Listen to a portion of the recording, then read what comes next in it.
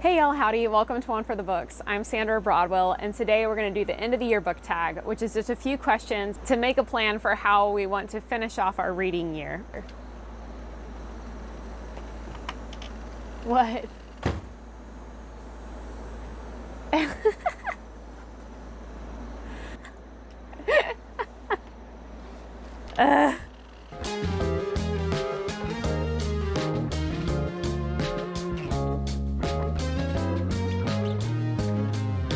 So the very first question is, are there any books that you started this year that you need to finish? And no, I don't generally start books that I don't finish, unless it's just a straight up DNF. I will say I started Don Quixote last year and still haven't finished it. I was buddy reading it last year with a friend, and then we kind of got off schedule, and now I have probably only like a third of the book left. It's about 1,000 pages long, and it is just an absolute slog. I try to pick it up every month and I read only like a few pages, and I'm just like, oh, why am I forcing myself to do this? So I'm really close to DNFing Don Quixote at this point.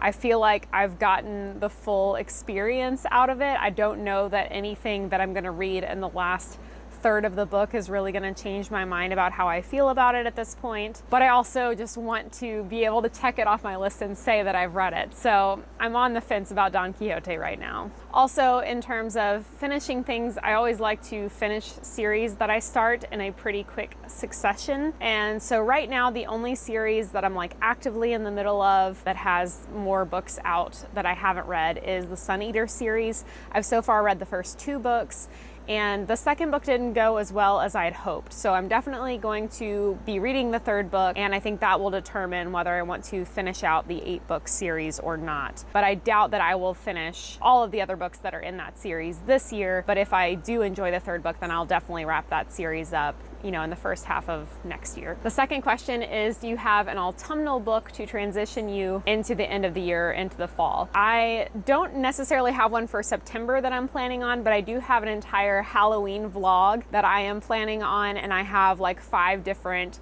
spooky or horror themed reads as soon as the month of October hits. So I'm really looking forward to doing that. Just a sneak peek, 2 of those books are going to be the Southern Book Club's Guide to Slaying Vampires, which I'm super looking forward to, and Dr. Jekyll and Mr. Hyde. Question number 3 is there a new release that you are still waiting for this year? And yes, I still have 2 of my most anticipated releases of the year that haven't come out yet, and that is The Lotus Empire by Tasha Suri, which is the 3rd and final book of the Burning Kingdoms trilogy that started with The Jasmine Throne.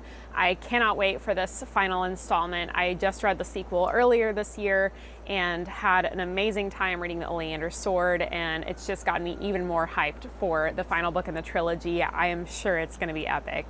And then, of course, the same as every fantasy fan in the universe, I am anxiously anticipating Book 5 of the Stormlight Archive, Wind and Truth by Brandon Sanderson. I'm actually currently reading, as I'm filming this, Rhythm of War, which is book number 4, and obviously having a great time. So very much looking forward to those 2 releases in the last 2 months of the year. Question number 4 is, what are 3 books that you want to read before the end of the year? I have, of course, a bajillion books I want to read before the end of the year. I won't be able to squeeze them all in, but 3 that come to mind are A Little Hatred by Joe Abercrombie. I'd really like to finish out the First Law series this year if I have time for that. I also want to read The Bear and the Nightingale by Catherine Arden, and that whole trilogy I think would be a really fun one to tackle this winter. And then finally, Iron Gold by Pierce Brown. It's the 2nd era of Red Rising. I read the first trilogy last year. I haven't started on the 2nd set of books because the 4th and final book isn't out yet, but I'm fairly certain that Red God, the 7th and final book of Red Rising, will be releasing in 2025. So I would definitely like to get ahead of that and make sure that I read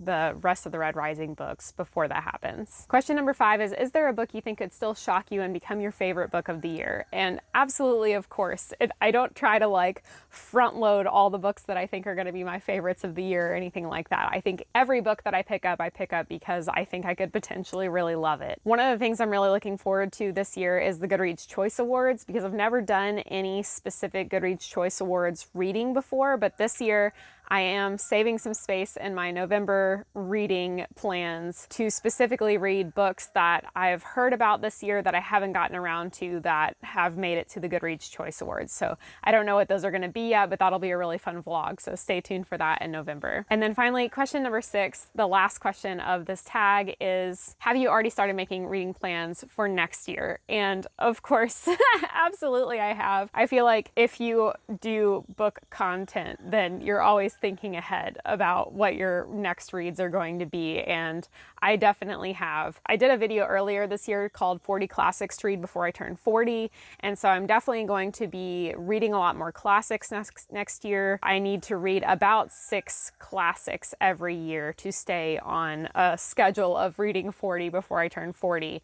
And I haven't quite read that many this year. So I'm going to try, I think, to read probably about 10 classics next year. I also plan to do a lot more themed vlogs. I think those are always a lot of fun. I want to do like a vlog with books that have cats on the cover and like do a color wheel themed reading vlog and things like that. I think those sorts of things are just a lot more engaging, and I get to read books that I might not otherwise read. And then of course, as always, I want to read books that I've purchased this year that I didn't get around to reading this year. And so I have things like Gideon the Ninth, The Justice of Kings, The Rage of Dragons, things like that that I purchased in a book haul at some point this year that I don't think I'm going to be able to fit into my schedule for reading this year based on the other books that I want to read, but I definitely want to get to them next year. So those are kind of some of my plans for 2025 reading. Feel free to answer these questions down in the comments below. I will leave them in the description so that you can tell me what your answers were for some of your reading plans for the end of the year. And as always, thanks so much for tuning in to hang out with me a little bit today. Please be kind, read books, and hit the subscribe button below for more bookish content to come. I'll see you next time.